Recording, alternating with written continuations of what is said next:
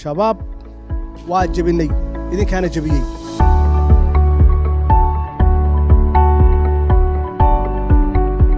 annagoo wada jirna oo mid ah yaan dalka ka xoreynayna khawaarijta argagixisada ah oo loo soo diray damiirkii Soomaaliyeed iyo damiirkii dadeed inay dilaan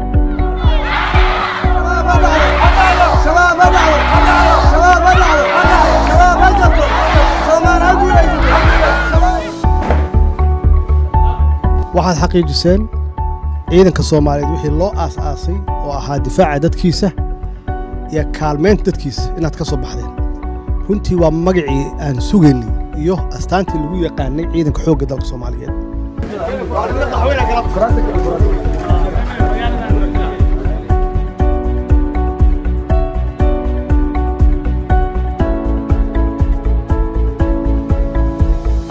waxaan idin ballan qaadayaa inaad ka mid noqotaan oo la idin tababaro